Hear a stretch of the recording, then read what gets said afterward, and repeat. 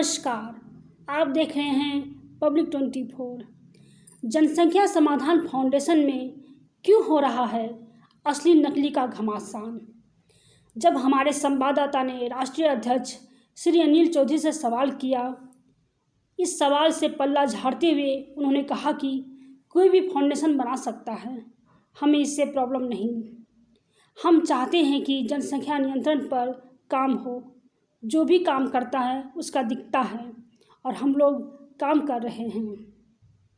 एक जनसंख्या समाधान का जो है, एक बता रहे हैं कि मैं जनसंख्या समाधान का मैं अध्यक्ष हूँ और जिसमें सविता चौधरी हैं उसमें वो बोल रही है कि मेरा सब कुछ है। आज जिसमें आया है मीडिया से ही आया कि जनसंख्या नियंत्रण कानून बने, इस विषय पर जनसंख्या समाधान फाउंडेशन 8 वर्षों से काम कर रहा है। एक दूसरी बात, इसके मुख्य संरक्षक राष्ट्रीय स्वयंसेवक संघ के मुख्य संरक्षक के तौर पर राष्ट्रीय कार्यकारिणी सदस्य माननीय इंद्रेश कुमार जी हैं।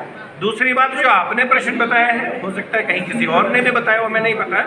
मैं तो कहूँगा पूरे देश में अधिक से अधिक लोग इस विषय में अपना अपना संगठन बनाएं।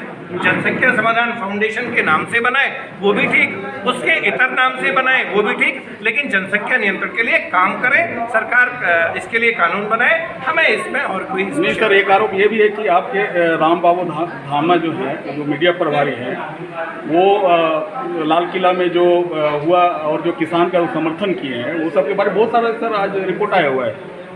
और यही मैं जानना चाहता हूँ, क्या सर वो सही है या आप सही हैं, ये सर थोड़ा जानना है। देखिए, मैं सही हूँ ये तो मैं स्वयं कैसे बताऊं जी।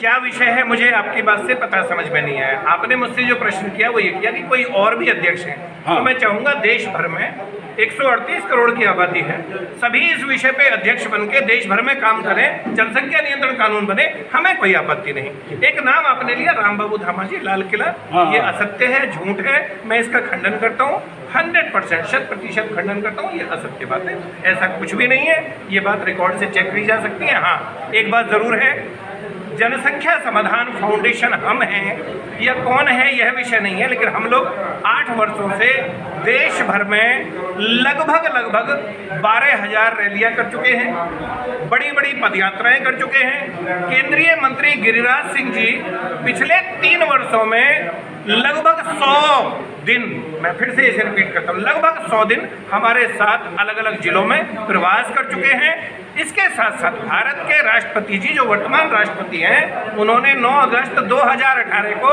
हमें बुलवाकर इस विषय पर बातचीत की और इस विषय को समर्थन दिया। 125 सांसदों ने इस विषय पे हमें न केवल लिखित में समर्थन दिया है, आपके चैनलों पे चला है, बल्कि वो स्वयं इस विषय से हमारे साथ संबद्ध हैं। फिर से मैं आपके प्रश्न को उसको अंतिम रूप से मैं कह देता हूँ कि अगर कोई बहन ही नहीं, सारी बहनें, सारे भाई एक एक जनसंख्या समाधान फाउंडेशन बनाए या कोई और नाम से बनाए और काम करें, हमें कोई आपत्ति नहीं। जनसंख्या नियंत्रण कानून बनना चाहिए, देश की आबादी को नियंत्रित होना चाहिए, ये हमारा विषय। लेकिन सर, ये पार्टी का मतलब ये जैसे जातिवाद का भी आरोप लग रहा है सर। बहुत सारा चीज़ आया सर, हमारे पास वीडियो भी आया, हम लोग के पास, सब मीडिया के पास गया है सर। देखिए, क्या लग रहा है वह आप बेहतर बताएंगे। मैं तो ये बता सकता हूँ कि यह विषय जाति, धर्म, क्षेत्र, भाषा से ऊपर उठते हुए सभी नागरिकों के लिए जनसंख्या नियंत्रण कानून बने, इस विषय को जी मैं तो यही विषय है सर जी। तो आप जो भी प्रश्न पूछेंगे, वो किरदार ही क्या कि जो प्रश्नों से ढह जाए।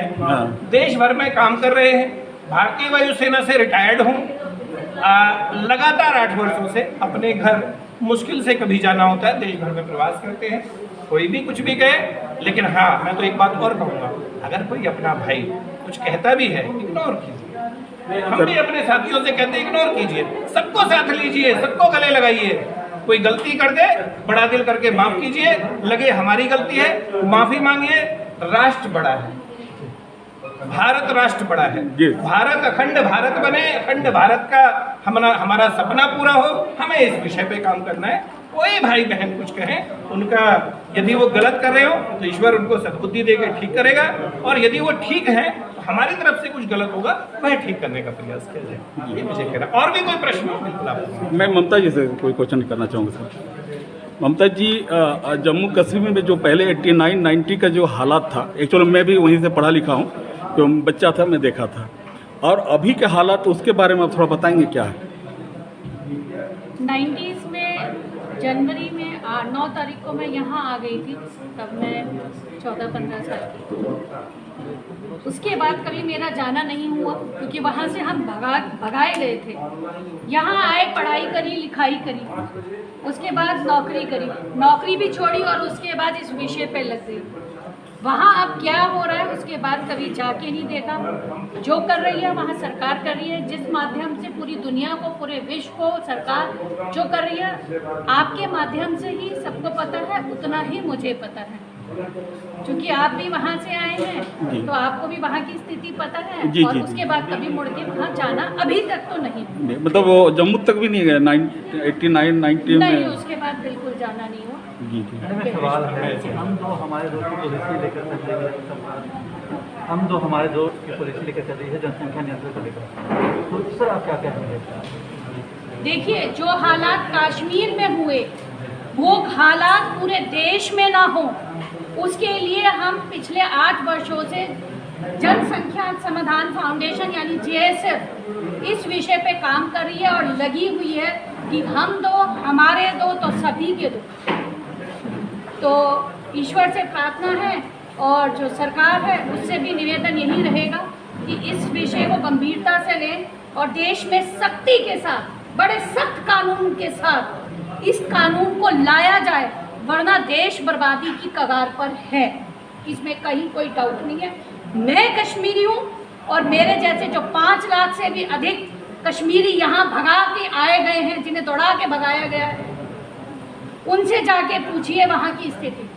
बस मैं इतना ही कहना चाहूँगी।